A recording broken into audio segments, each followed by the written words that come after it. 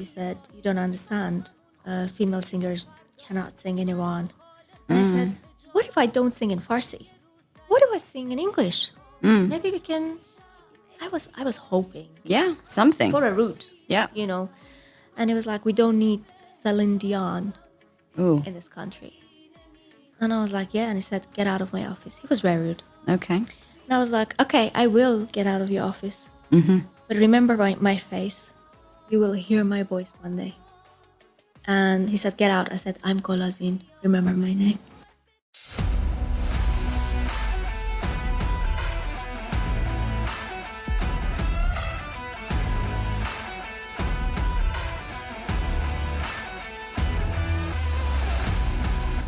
Hi, good morning, good evening, good afternoon, wherever you're joining me from. As always, I'm Sarah Chen-Spellings, and every week it is my job to deconstruct the billion-dollar moves of some of the top founders and funders in the US and Asia venture ecosystem.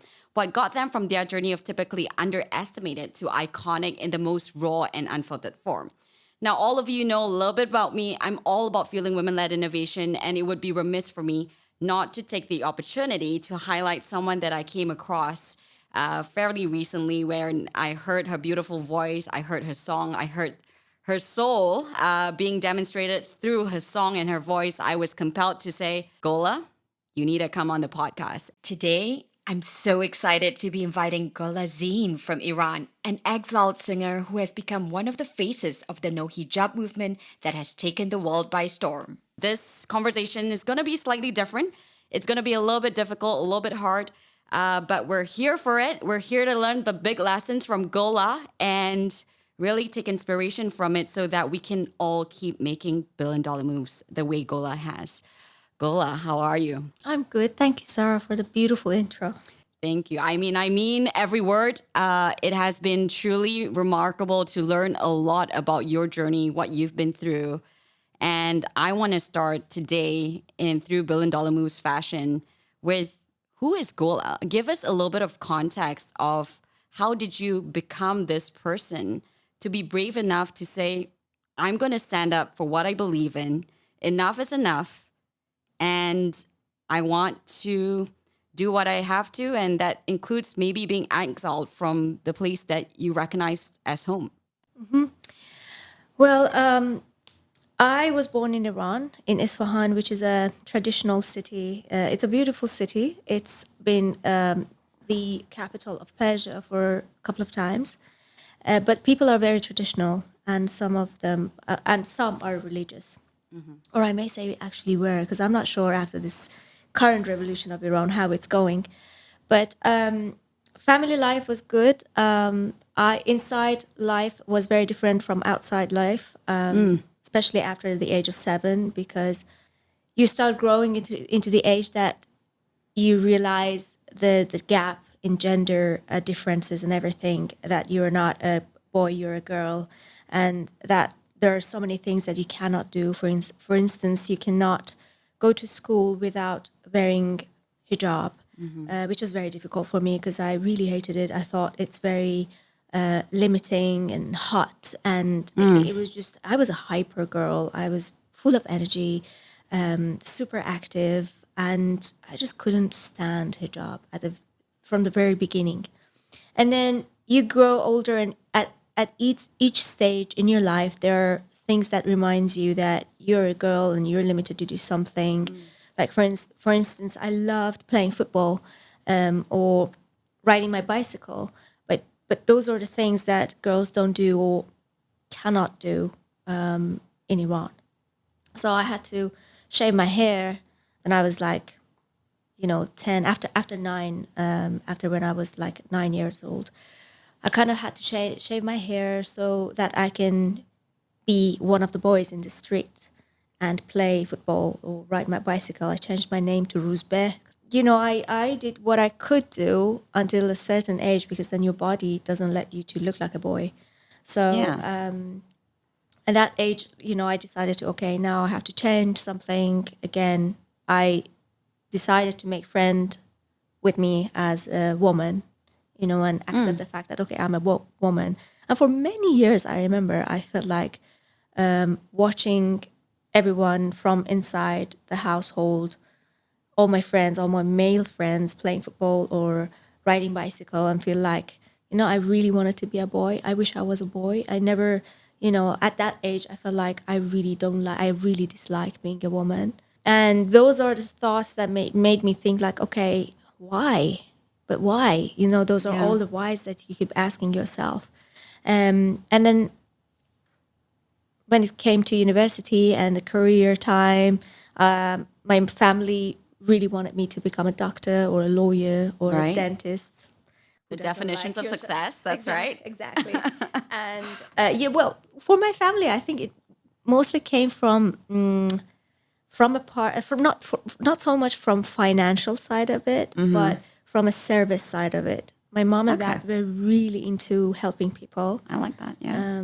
I remember, like, honestly, I remember my dad. I thought when I was a child, I thought my dad loves other people more than he loves me because he Yeah. was always available for them and he didn't have time for me. And I was like, well, he clearly loves them more than he loves me. But now I understand that he was a people person. He was always there for them and he was well respected. So at the same time, he put so much responsibility on my shoulders to be a good Sure. girl because you don't want to ruin your family's Reputation. reputation, right? So it was a really tough environment. I know it was a loving environment, but at the same time, I had to break rules within the family from the household.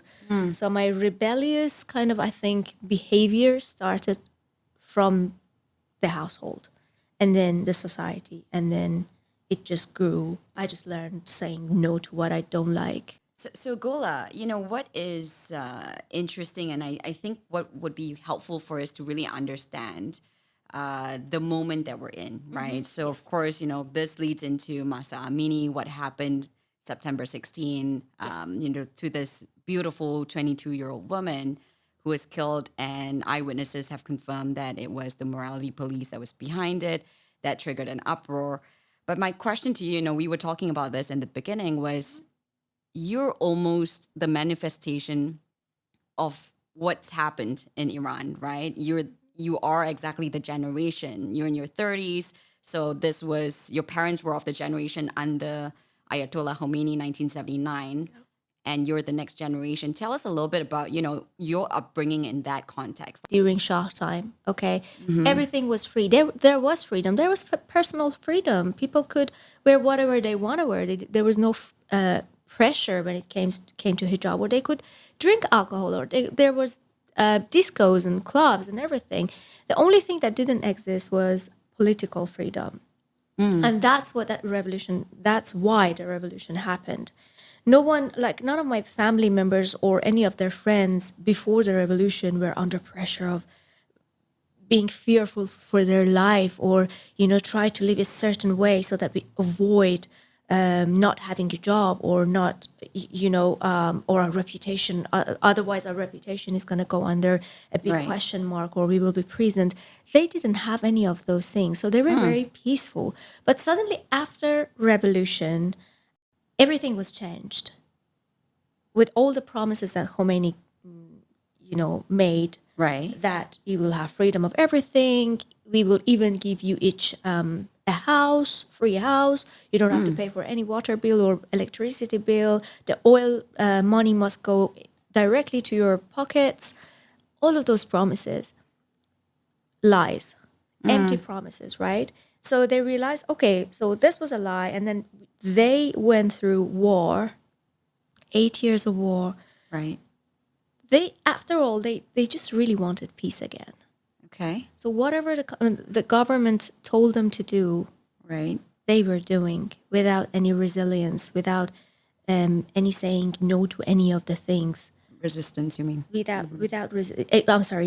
any resistance. So they were just keep living their life. I think that generation, to avoid any complexity or any problem with the government, Right. and they wanted that for us as well. So they wanted a no conflict life. Okay. So sort of the pursuit of happiness, life, liberty, and pursuit of happiness. Because Okay. you could easily be a good girl, Right. become a doctor, wear your hijab tight, lie in the school or in the university that you pray at home and your family don't drink alcohol, and you, at the university when you're in university studying medicine or law or something that is acceptable by the society, no freedom of traveling even.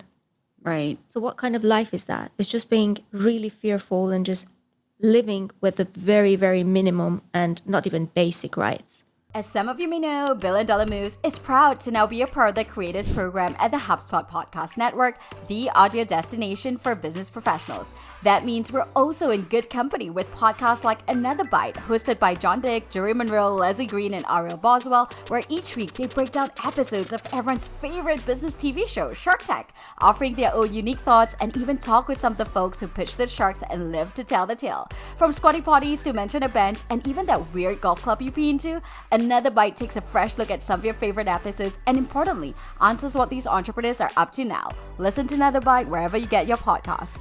Tell us a little bit more about this, so that we, we have a global audience, right, from Asia to America. Yeah.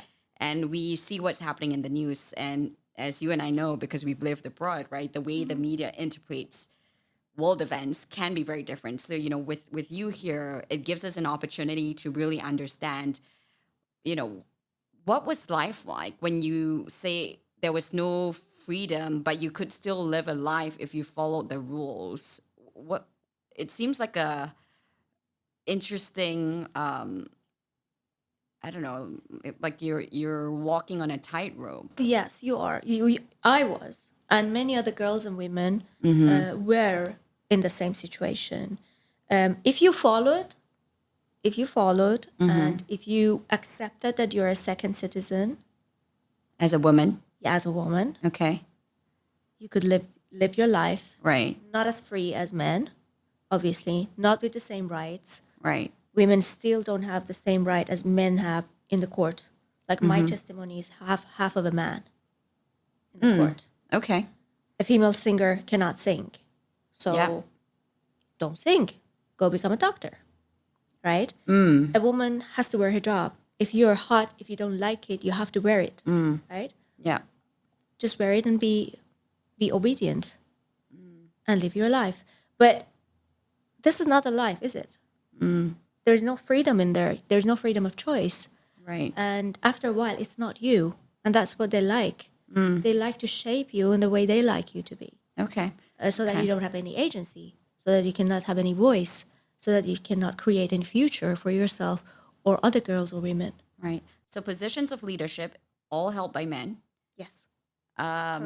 In the corporate, what does that look like? Even in the corporate sphere, are women represented if they follow the rules, so on and so forth? Could you be, I don't know, an accountant and be a CEO of a big company? Very difficultly, when it's very hard. I remember I had a friend whose mom was an amazing engineer. She got to the very top of the company, Okay. but she couldn't become a CEO because there was a man. And I remember they immigrated to Canada just because of that. They were like, no, enough is enough. Right. And the mom was like, I know what I deserve. I no longer stay there. So this is the thing. Many people left. Many of our brains, many of our talents, brain many drain. of our artists left and decided to, have a life outside of Iran. But for me, Yeah. because I still have my family in Iran. I didn't immigrate with my family outside of Iran. I still have my immediate family in Iran. And for me, the step forward was really to make a difference, to change. Because if I don't talk about it, that female singers cannot sing, many people on the other side of the world don't know. The most basic right for anyone is forbidden in Iran. So let's talk a little bit about that. I mean, your career in singing. And how this has catapulted you to become one of the important faces of the no hijab movement. When did you first find your voice? I always loved singing, really loved singing. And I remember, even in our family gathering, my mom always would say, Gola, come over, sing a song or two, or play a piano for us. And I loved that. I really liked inspiring people when I'm when I was playing the piano, when I was singing, everyone was kind of liked it. And apart from that, I loved how I can express myself through singing. I didn't need to think about anything.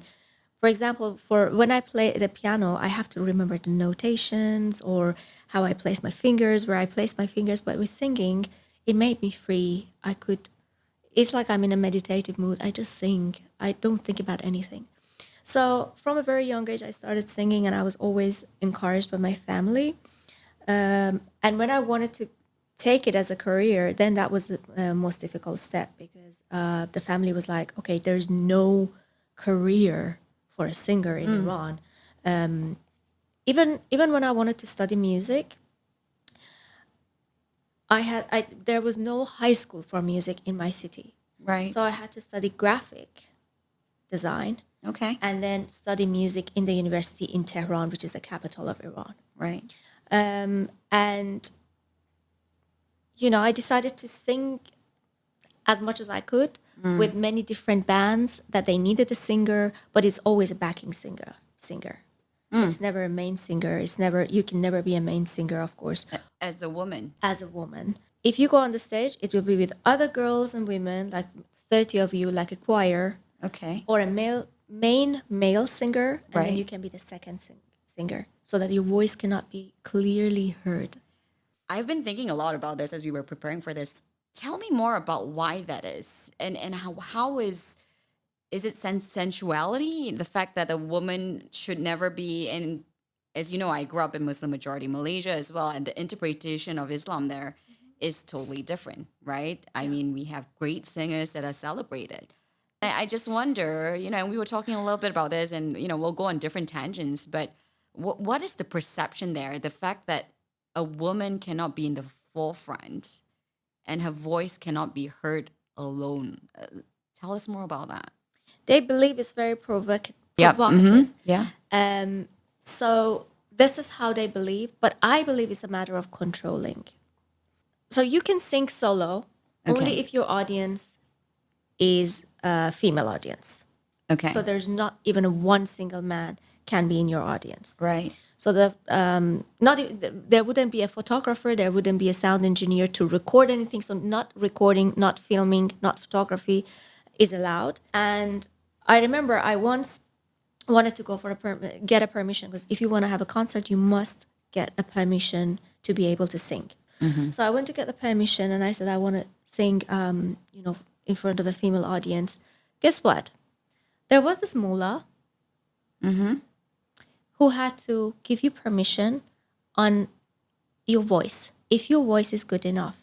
So he would sit behind the curtain, you could sing, and then he would give you the permission of the concert. And I always asked, how crazy is that, right? If a man can hear me, why any other men in cannot general hear me? Right? So mullah, and just for context, a mullah is like a religion leader. A religious leader, A religious right? leader. So a religious leader who is known, for example, in the Ministry of Direction, because there's a whole organization called Ministry of Direction. So anything that you want to do, any permission must be taken from that organization. If you want to have a concert, if you want to write a lyrics, and there are different categories. So for your lyrics, you must get a permission, because they have to go through all of that, make sure the lyrics is not against Islam or against the supreme leader, or is not talking bad about the situation in Iran. Right. The music shouldn't be very dancey. Dancing. Yeah, that's not good enough. No. So no pop, no Taylor Swift, not allowed. No, I'm telling you. So when I had a concert, I was in the first pop female band in Iran. So we would go on stage. There were morality police inside the hall to make sure people are not going to dance. They're seated. Okay. And we didn't have any right to move even. We just had to play or sing very as In nice a as we toned down can, manner. with a nice manner. Okay. So this is how sick it is. And even if you get the permission, even if they say, okay, you have a permission to sing in front of women, they might interrupt your concert. That's why I say I think it's a matter of controlling more than a matter of being it related to any religion. Yeah. Yeah, and I think that's an important separation, right? So we talked a little bit about this, with everything that you've been through. It's hard to dissociate Islam and what you've grown up with because you were told this is Islam, Yes. right? But of course, we know now in America, there are many positive interpretations of the religion where I sincerely, because I grew up with a lot of friends who are Muslim, I sincerely believe that women are supported in the religion, right? In many ways. And it's how it's been interpreted to be weaponized. Yes. As human being, we should not be pushed towards any religion because the result of it can be very damaging and can be opposite of it. So I was pushed towards Islam. I was pushed towards believing in what they wanted me to believe, and I very much disliked it. Yeah. While maybe if I was born in England or in America and I had a chance to try Islam or try any religion, maybe I would actually choose Islam. Maybe I would, because I was not forced to do anything. That's When right. I was forced to do something, even my mom knows, right? Yeah. She's like, I should have learned it very early on when you were a child. Yeah. When I force you to do something, You do the opposite. You immediately do the opposite. When I say no, I wonder why we're friends, Gola. and that was me. And I think maybe that was the key to my success. A little, I don't say I'm really successful, but where I am, I think like it is the result of doing absolutely something against what I was told.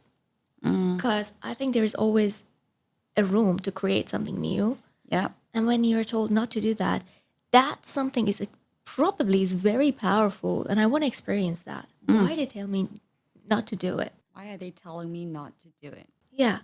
And then you wanted to try it yourself first. Yeah. And if you think music and women are banned in Iran, and that was one of the first steps that I realized music is powerful. As women, we are powerful. Yes. That's why I'm scared of both of us. So if me as a woman get together in my music, I will be powerful enough Yeah. to change what I want to change. Yeah. That's powerful. I love that. And I mean, there's two directions I want to go with this. One is your music. And the second piece is, of course, your role, right, in using your music to do what you're doing right now. So let's talk a little bit about your music careers and how you then made the bold choice to go against the grain and do it anyway, but resulting in you not being able to then step foot in your own home, being in exile, living in exile. How did this happen? So there was no high school. You were telling us that you could only do graphic design, as you were saying. Yeah, I could only do graphic design and not even study music in order to go to high school, to university. University, right? So the only art route that I could take to get to music, studying music in the university was graphic design. And I really enjoyed it. It was very different from anything else. Yeah. And I went to Tehran to study. I was accepted at the University of Surrey in Tehran. And I moved to Tehran. I lived with my brother for a while, who was studying medicine, of course. I started living with my brother, and I studied 4 years of university, music, traditional performance. I played santur. I don't know if you know about santur. What is santur? It's a string instrument, and it has like 72 strings. Oh, is that the one that... It's like it's a hammered instrument, so you play it. It's okay. beautiful. Probably you have heard it in some Yeah, Eastern I'm sure I have. Yeah, movies, that's more but Eastern. It's very yeah. similar to qanun. Yeah, that's what I was thinking, like the Chinese instrument, right? Yeah, Okay. that's it, we call it qanun. So I studied santur, and at the same time I played piano and I played the flute. I was really experimenting things. I loved music. I dived into it really. Yeah. And I played with different bands, and it was never enough because when am I going to sing? And I remember at the very, very concert, and I tried, believe me, I tried hard. I even went to the minister. Please listen to this. I am all ears. I'm here for it. I even went to the Ministry of Direction. So you call Ministry of Direction. What is this? You mentioned this a few times. Who is Ministry of Direction? It is a specific ministry that they tell you what you can do, what you cannot do when it comes to art and music and everything. Okay. So they decide what is right and what is wrong. So it's like a censorship. Absolutely. Okay. You got it. So when you call them, Yeah.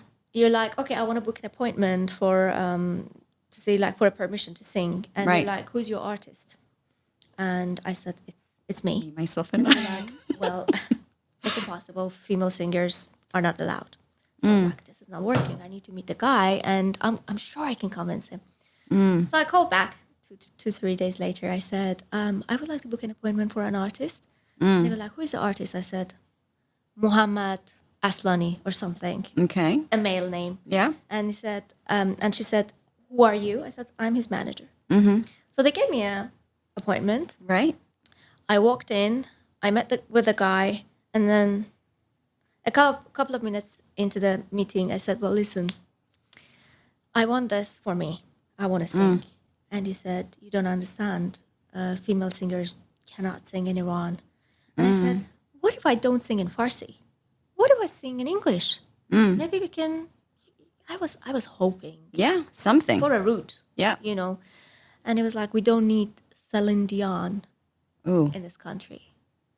And I was like, yeah. And he said, get out of my office. He was very rude. Okay. And I was like, okay, I will get out of your office. But remember my face. You will hear my voice one day. And he said, get out. I said, I'm Golazin. Remember my name.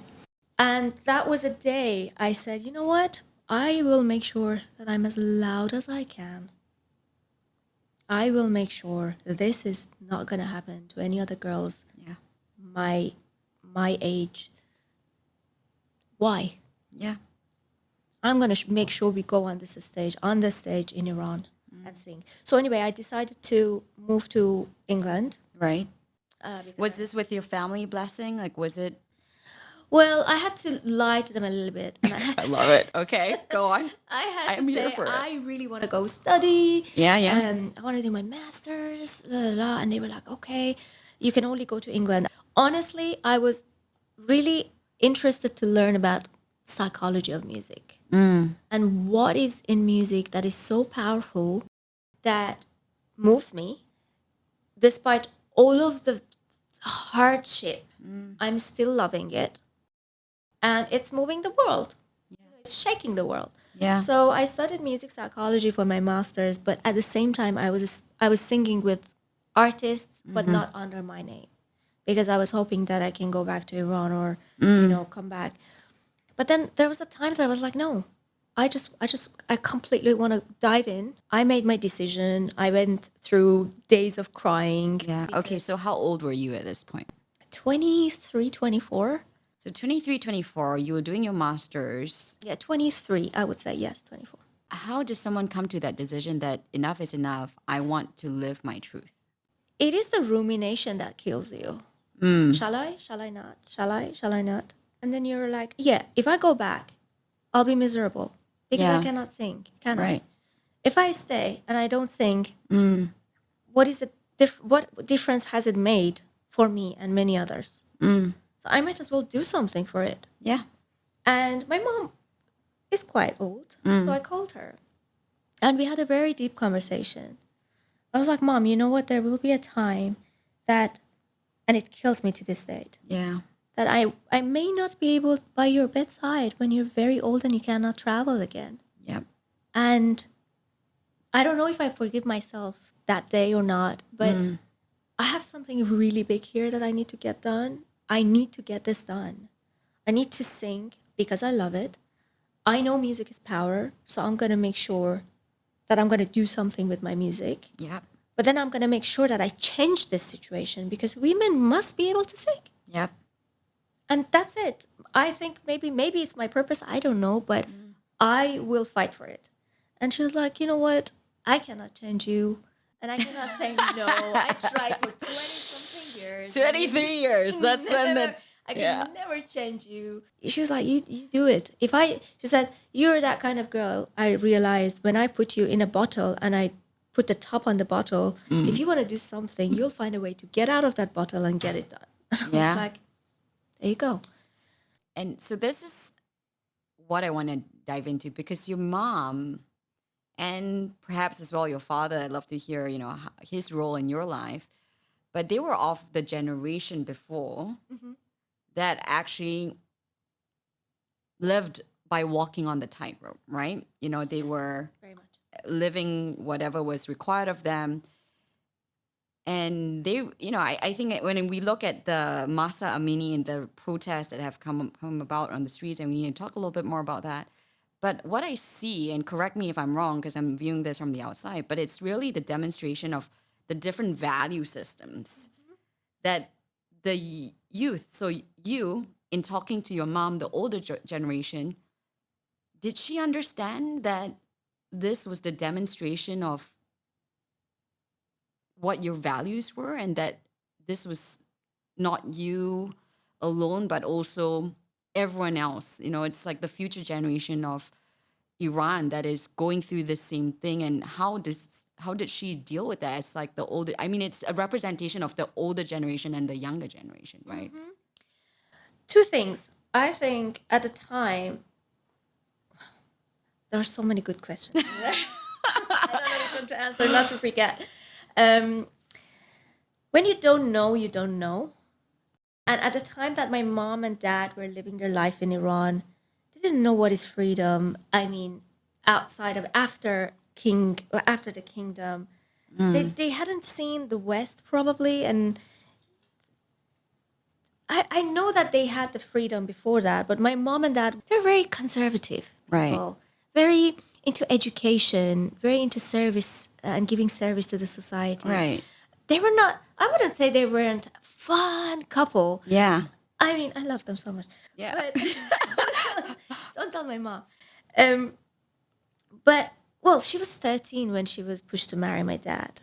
13. 13, and my dad was 23, and she has her own story as well. Yeah. She wanted to become a doctor, but she could never do that because she was married, and she started to make clothes for others. Yeah, I heard because about the this. family, she decided not to be in touch with the family and stand for herself and fight for herself and be the person she wants to be. And then she started her fashion company, and she became really successful.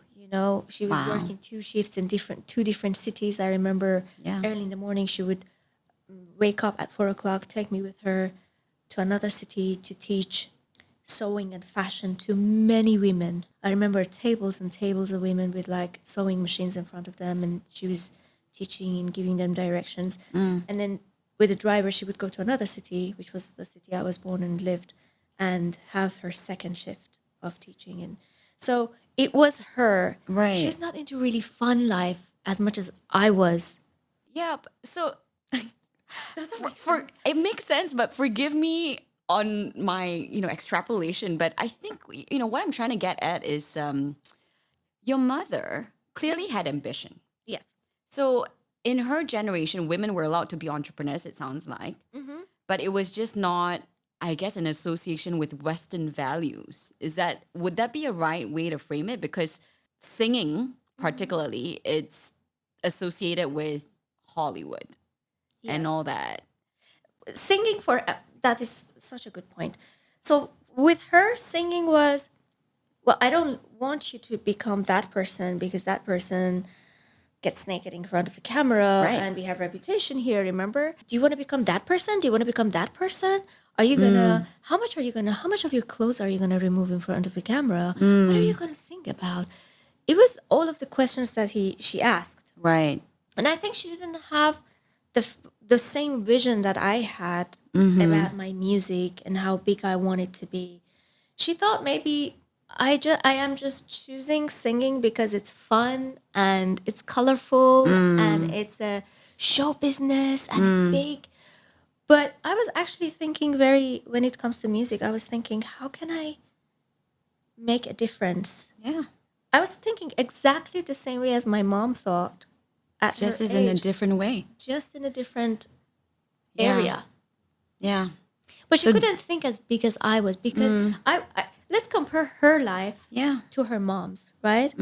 Her mom was a person who pushed her to get married when she was 13. That's right. And she had a great vision of becoming a doctor. Right. And she could never do that, right? But she still created a big life for herself. When she talks about it, and my grandma never thought that my mom could do that. Yeah. And I think I just moved to another level after my mom, and Yeah. I hope one day my child is gonna. That's right. Each generation is supposed to get better and better. Right.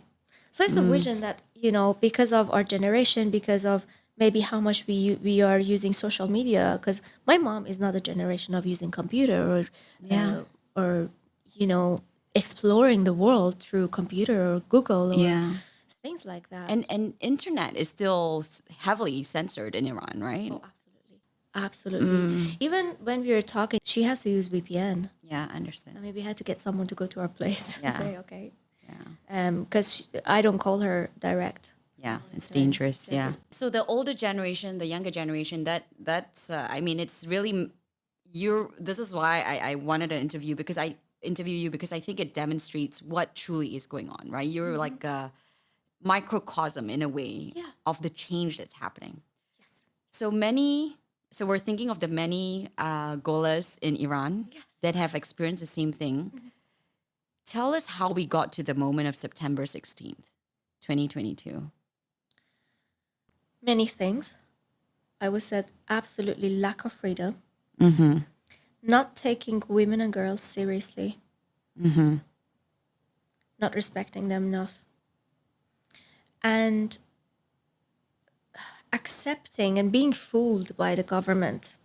Because this is an old saying, make division and rule.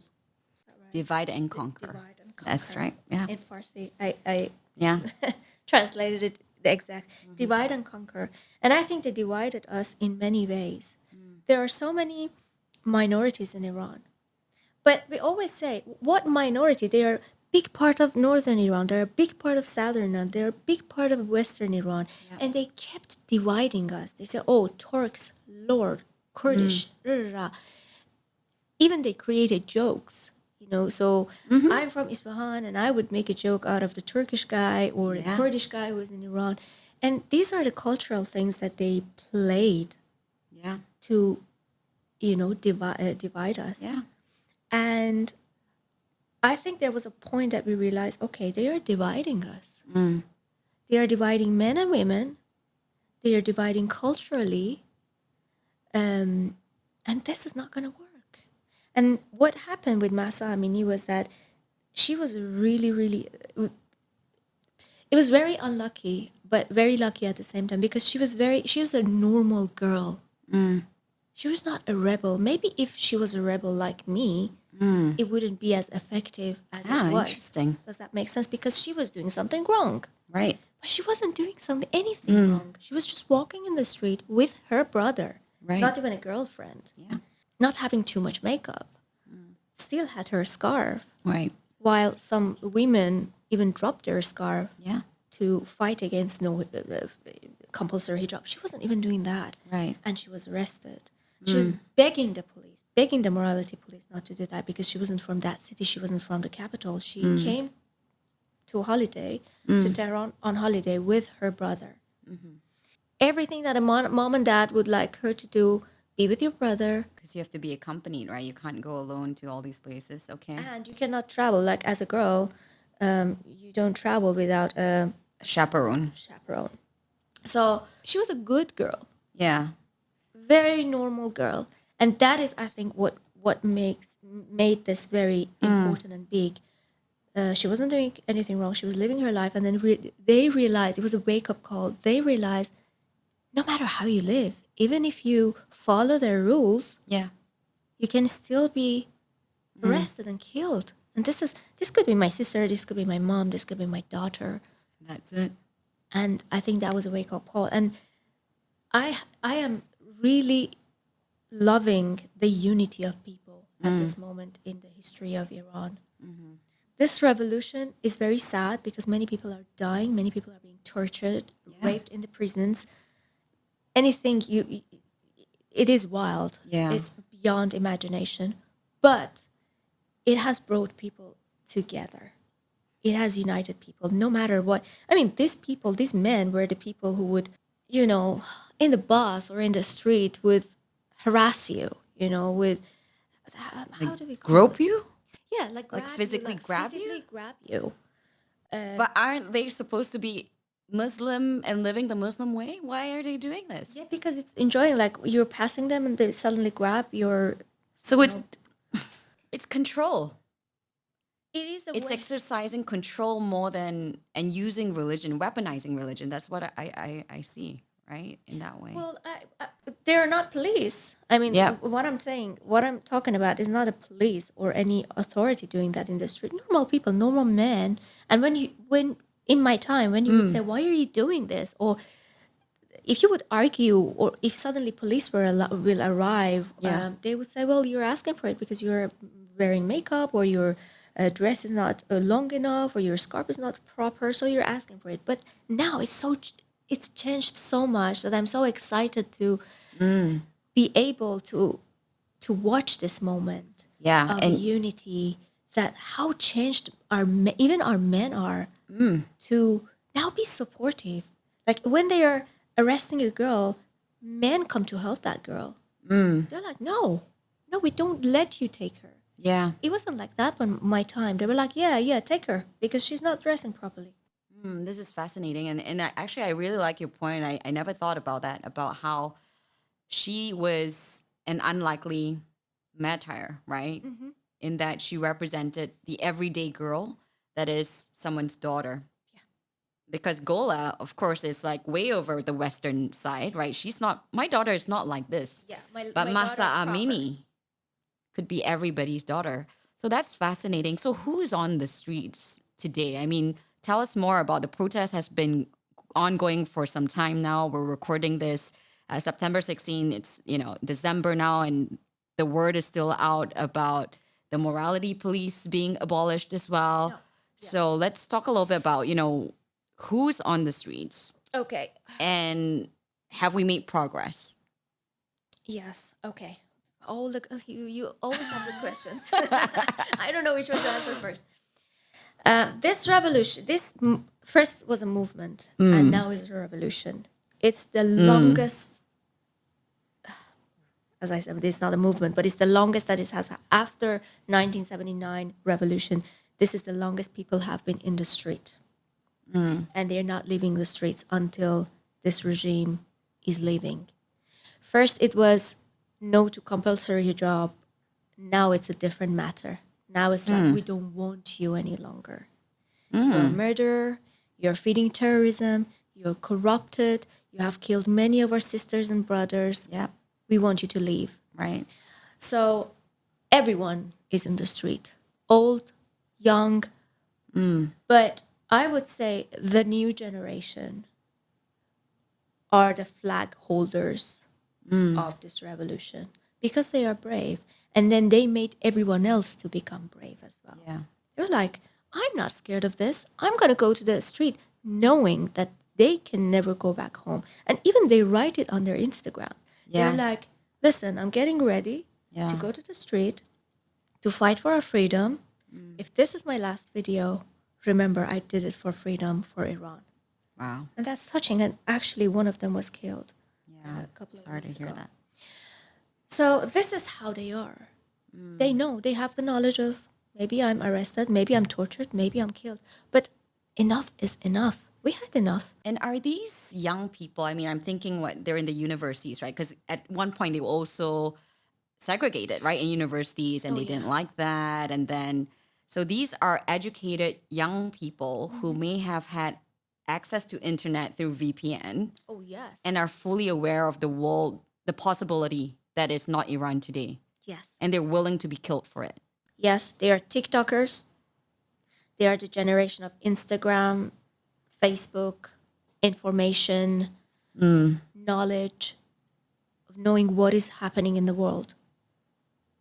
One of the girls who was killed was singing "Take Me to Church," Take me to church. right? Like, this is how up to date they are. Yeah. They know the current music. They are looking at the West as well. And this is why it's very important for us to support them Yeah. in the West, because they are looking at us. They're looking at other countries.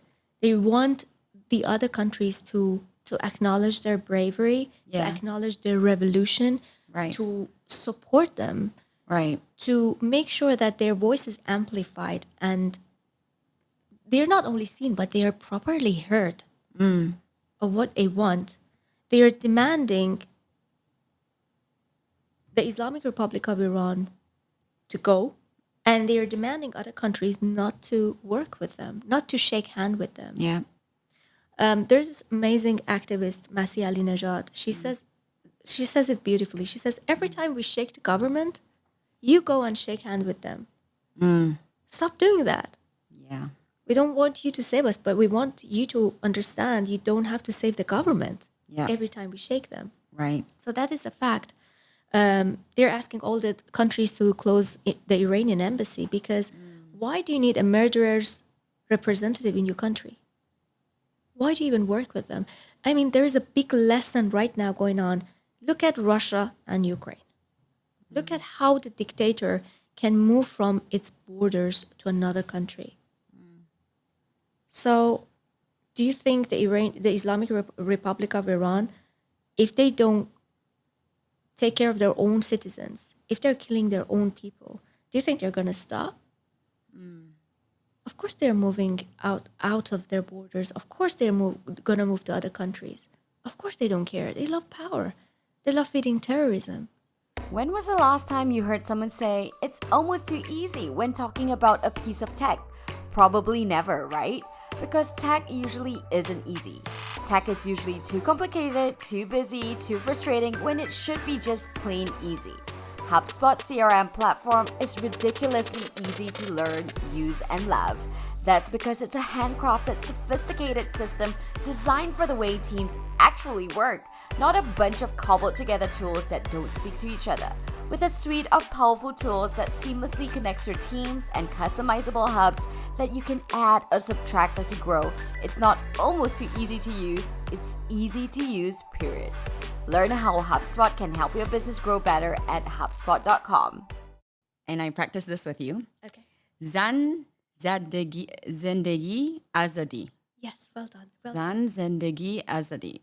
So this is the headline of the protests, Women, Life, and Freedom.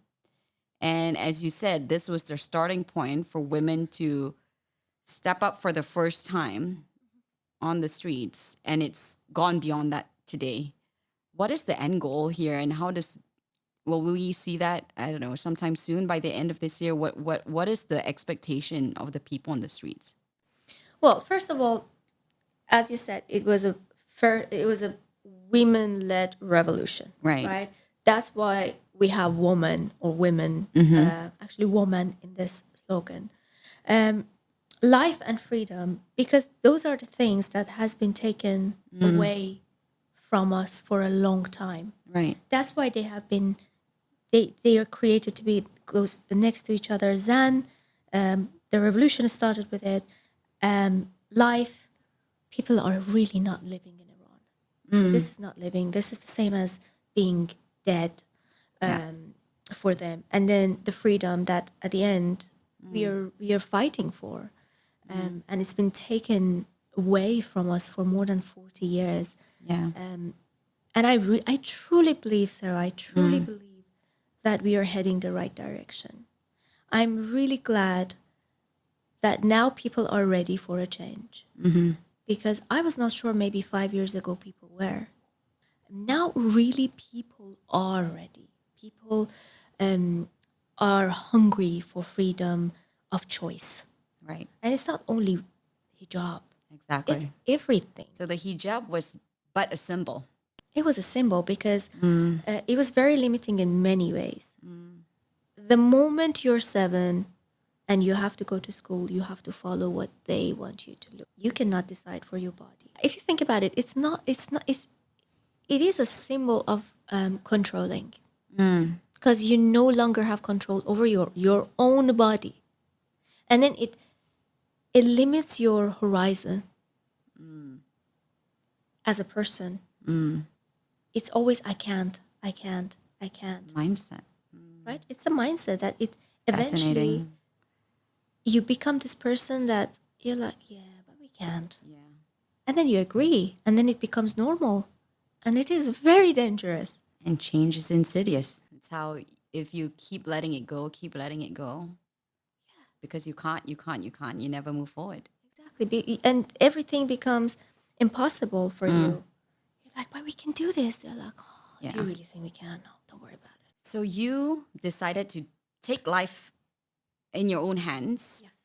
go to England because you had some sort of support system there. With what is it like being in exile and pursuing your dreams? Okay.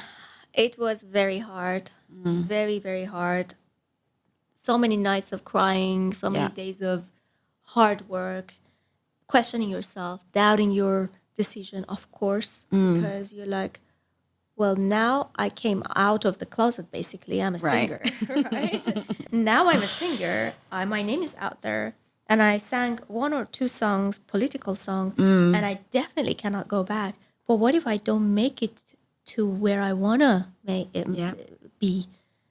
And then it's a doubt. And it's normal because Yeah. we're a human being. We can never make sure when what we want will happen. It's just to have faith and just go for it and say, you know what, I can do it. Yeah. I will do it no matter what.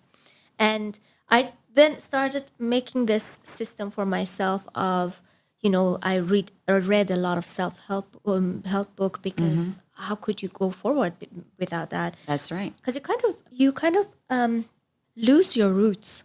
You don't remember yourself. You start forgetting yourself. What did I want? Who did I want to become? Because there are all those things that reminds you of your past. They're not there anymore. So which version of your past self did you, because you were also the Gola that had to follow the rules in many ways, right? And was not allowed your own identity in many ways. Yes. So when you say you're remembering your past self, But what is this past self that you're looking for? my past self was a girl who was really repressed, but inside she had a big lion. I was repressed, but I was like, I was looking at them like they had me in the prison, Yeah. for my hijab, and I was like, I'll show you who I am. You will see me one day. I'm you will be dead one day. Because they make you so helpless that then you become. For me, it was the case. Maybe Right. for other girls or boys, is not. But Yeah. the rage make you stronger. Yeah. Made me stronger. Made my decisions stronger. Made me a bigger enemy for them. So I just wanted to remember myself and remember what I always wanted. Like I wanted to become a singer. I wanted. How did I imagine myself? When you're Yeah. a child, and the only way that I could go back to those moments was music again. So I would look for very old songs that I used to remember in my room Yeah. when I was a child.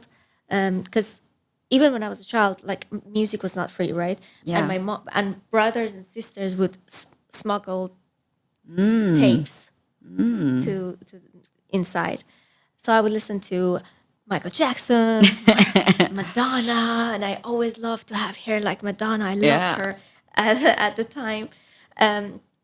So those things take me back to the time that I was in Iran, and then I remember I was like, yeah, I know that feeling now.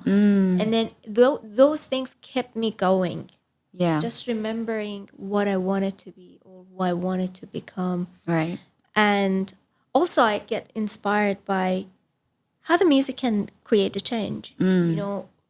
I do brainstorm with myself from time to time in exile, and I miss my sister, my sister, my family, my friends a lot. Yeah. My family, whom I really miss. That's Yeah, what I of really course. miss a lot. And of course, my dad's grave. I miss that very much. When did he pass? I think 18, 19 years ago. Oh, wow. Thankfully, I was in Iran. Because that would be really bad if I wasn't in Iran. Yeah. I would lose him. But life in exile, going back to your question, is very difficult.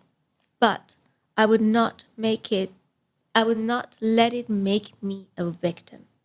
Does that make sense? Yes. No to that. Yeah. I'm not your victim. You're making me stronger Right. to make this change and make sure the other girls, the next generation, is not going to go through the same thing Yeah. to follow their passion. Yeah. That is exile to me. It's like, Yeah. you're not controlling me. I am controlling you.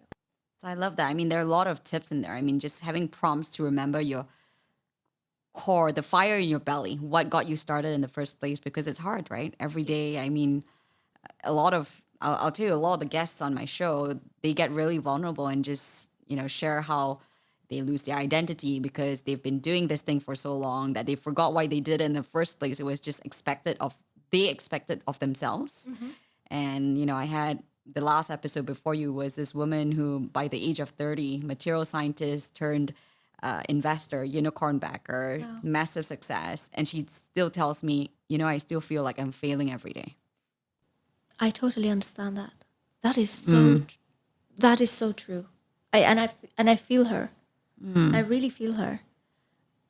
Because, first of all, I think some of us, no matter how far we go, we still feel like, okay, I want that stone. I don't want, I reached this stone, but how about that stone? Right. And it's never enough. And we always want to create the next level, do the next thing, help the next person, or, achieve our dreams.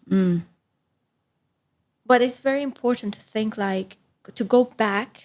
And I have these meetings with me, believe me, like I'm my diary, I'm like meeting with me. Yeah, right? that's important. It is very important. Self-reflection, Exactly, self-reflection. And I say, listen, don't burn yourself out. Always go back. Get inspired by what you wanted to become and just compare yourself compared to what you want it to be and where you are and have gratitude. Because along the way, universe brings so many things that you didn't even expect. That's right. Abundance mindset. Exactly. And then you're like, I didn't expect this. So thank you, universe. Thank you, God, or anything that you believe in. And then you're like, now move on. Yeah. So what is success for you, Gola? Success. Wow. Success is a measurement, right, of where you started and where you are now. So I don't think I think success is never one point. Success is not, okay, I get this, so I'm successful. Success is happiness, Right. is achieving many goals. It depends like what goals you have in mind, small and big. And making sure that you never stop. For me, success is that when you know that there's no stopping point until you're dead. Okay. To me, I'm successful if I can move Yeah. until I don't breathe anymore. Okay. So there's no retirement in sight for Gola. No, Gola is still running. Okay. I'll be there for you, girl. Let's run together. So this is powerful, and I want to talk a little bit about your song that went viral, right? And you filmed that yourself. You were telling me in the hallway with your hair blowing. Tell us more about that. What inspired that? What were? Can you share some of the lyrics there as well? Yes. So the song that went viral was Hakame. Hakame. Hakame. Some other songs before that also went a little bit not as big as this. Yeah, this was but huge. Yeah, this one went really big. But I had like Betar Sazman, which means fear me. That was released as a single as well, and people loved it. I think many people could resonate with it. And in Betar Sazman, for example, I said, fear me because I don't have anything else to lose. And that's exactly what I believe what is happening today. Yeah. People don't have anything else to lose. That's why they're in the street. So that was fear me. But then Hakame was about compulsory hijab. It was line by line. It was exactly how I felt in my life. Listen to me, you dark night. I'm the son of the future. I don't like hijab. I no longer want to wear it. But obviously in a more tasteful way. It's more poetic. Yeah. How long did it take you to write that? It was actually very quick. I didn't even think about it. But all of the films that I watched that was coming from Iran, showing how the morality police is pushing the girl inside the van, despite them fighting back. Because my hand was once broken fighting Your back. hand was once broken. Yeah, I was fighting back. I didn't want to go Oh to the my van. goodness. So Well, do you have a scar? no, but it was like Is it your left hand? yeah. Do you not have a broken arm here? Are we soul sisters? I did this in London. Not as poetic as yours. I was doing cheerleading. I was competitive cheerleading. That's Anyway, more- we that- that's more digress. glorious. We digress. But okay, you broke your arm, Yeah, I and then broke my so arm. this was true to you. Yes. So it was like I was resonating, and I was like feeling more furious, more angry. And I wasn't like, no, I have to do something about it through my music. And it just came. I didn't even want to do that. It just came. And then I was talking to my producer, and I was like, what do you think about it? And he said, let's do it.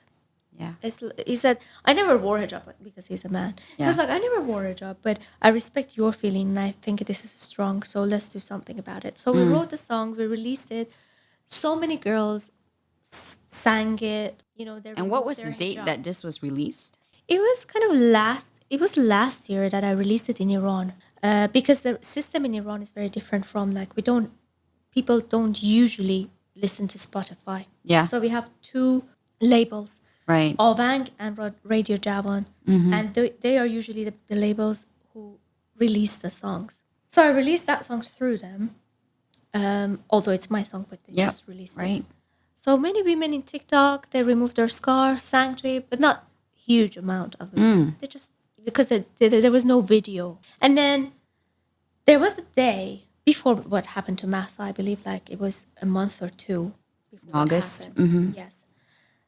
The government decided to have a specific day to acknowledge hijab, to make it more glorified, to Right. make it go more legit, right? So it was like hijab day. We are going to have Hijab hijab day. day. Wow.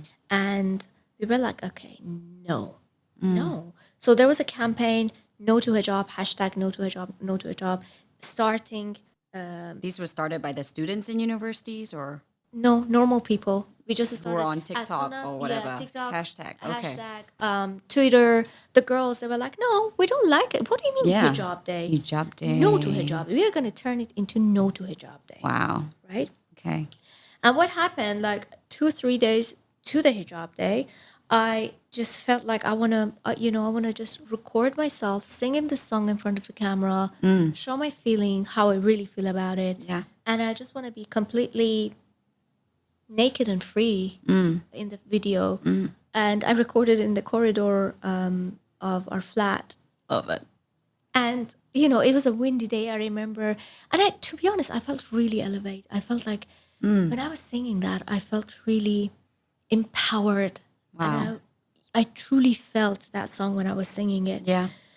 And then I put it on my Instagram, and it just went crazy. Yeah. Women did the same thing, like they were sharing it and Yeah. resonated with people. I'm very thankful for that I could help them, to Yeah. empower them and say something that they meant to say for years, decades, through music. You gave them a song that they were thinking about and that was inside their soul all along. Yeah. Wow. So that was hijab. That was a part of my current album, which is called Change.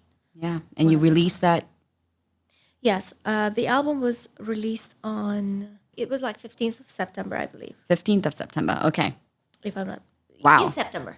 Wow. It was in September. Okay.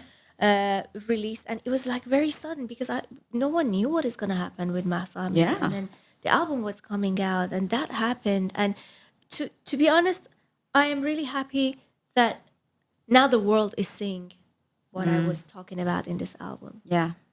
Yeah. Because my whole point with Change was for the world to know what is happening behind doors. Yeah. When the government is coming out and go to the UN and is collaborating with other countries. Yeah. Really, what is happening to women and girls? What we cannot even enter the stadiums to watch football. Right? So these are the things and each song has a story behind it. There's a booklet that comes with it. Yep. So it's all translation. All the lyrics are translated, and the story behind them is there. So it was for me more of a bringing awareness But after this, I am really happy that more people around the world Yeah. are now watching Iran, seeing what is happening, and I hope Absolutely. they stand by their side. I'm not Yeah. in Iran, but it's very important to be their voice and Yeah. amplify what is happening in Iran, and make sure that we listen to the right story. Yeah. For example, the current news about hijab and how they're going to get rid of the morality police. That's not true. That's false. The national news in Iran Yeah. said that's a false news, that we are not going to do that. But the lobbies of Islamic Republic of Iran, outside of Iran, turned it to a big news suddenly, written in English. Wow. And it's the distraction. They always do that. Yeah. They love distracting people. As soon as something is big, they distract everyone to think, Yeah. no, that's not the case. So the lobbies of Iranian Yeah. and those people who whitewash what Iran does, Yeah. we need to be careful and not to be fooled by them. So with this song, with everything that you've done, you've been catapulted to more of a star status than ever before. You're under the spotlight, which is what you wanted in some way, but that comes with a lot of responsibility, right? And we know, I mean, we're in the same generation where we see girls who are mentally, depressed because of the comparison that they have in social media, just a bombardment of so many things, right? Which causes them to, I mean, even from suicide rates, there's a cost to social media. So my question to you is, with this responsibility in the light, in the gaze of the people and the young generation, as almost as the voice of no hijab, how are you thinking about social media today? And I think your social role. media is a wonderful tool. And if not because of social media, this revolution couldn't be this revolution. We were so lucky that the news from in Iran leaked outside of Iran very fast. Yeah. And I think one of the reasons, it's my own theory, one of the reasons was that our president, the president that we never chose, was in the UN at the time to have a speech. Yeah. So they didn't shut down the internet on time, and the news traveled very fast this time. Right. So we were very lucky with that, and I think social media is our best friend, as much as it can be really destroying. But if we use it in the right way Yeah. to spread the word, Yeah. to support each other, and really use it for change, for creating a better future, and not be fooled by the numbers or like how many likes I get or Yeah. that person looks better than me. Like, it doesn't matter. It really doesn't matter. At the end of the day, you are beautiful for someone. You are. So don't be distracted by all those noise that, and it's difficult. I get it. I had problem with that right when I moved to London with Facebook, and I had to study and I had to live with £40 a month, Yeah. and there was no Sorry. partying. 'cause Student life. Student life, yes. And I had to work, but my mom I didn't want my mom to know because she never wanted me to work as a waitress or sales assistant. She was like, no, you didn't go there to do these things. But Yeah. I wanted to experience life, right? So anyway, I experienced how destroying these things can be because you're always comparing yourself. Yeah. And no one posts a crying moment or sad moment or when they are, I don't know, having problem, Yeah. marital problem or money problem or Yeah. all of that. No one says those things, but we all have problems. Yeah. I am yet to meet someone who is not struggling with either relationship or career or self-doubt or Yeah. we all have it because we are human. Yeah. But I think it's very important to use the social media to elevate us, to empower us, and to unite us. That's the most important thing. So we've covered a lot of ground. What next in your career? I know you have your own label. Yes, I do. So beyond your albums, beyond your song, you now have your own label where you're using it to empower other women. Tell us more about this. When I wanted to release my songs in England, I had no label to back me up, and it was very difficult. I was new. I didn't know how things work. Yeah. So me being me, when something doesn't exist, you create it yourself. So I said, you know what? I'll have my own label. I don't need anyone else to release my song officially. And I created this label, which is called Zan Recordings. You know, Zan is woman. So Zan Recordings. And it was first to release my own songs. I wanted to be independent. I didn't want anyone else to tell me what song to sing, how to dress. Right. I wanted absolute freedom. Right. And that's why I created Zan Recordings. But later, my bigger vision for Zan Recordings is to support as many girls and women as possible to be able to express themselves in the way they want, Right. and not be controlled by a male-dominated industry or a label to tell them what to sing about, Yeah. what to wear, how to be branded. Yeah. Because at the end of the day, music is for expressing yourself. Right? It's an important tool for any person to be able to express themselves either through singing or through creating music or through playing an instrument. And that is what I want to I want to be able to give to women and girls without them being forced to go through the way I was forced to go through. It was hard. It took me many years, but it shouldn't take that long for someone to be able to sing only. How long did it actually take you from the time that you were in university 23, you said, right, with your master's? Yeah, in London. Yeah. When do you feel like it took off for you? From 16 years old, officially, I wanted to become a singer. Okay. I wanted it to be a career. But then after university, I can say it only started 4 years ago, officially able to save enough money from my own pocket to release a song. You know how it works, the studio, the marketing, the distribution.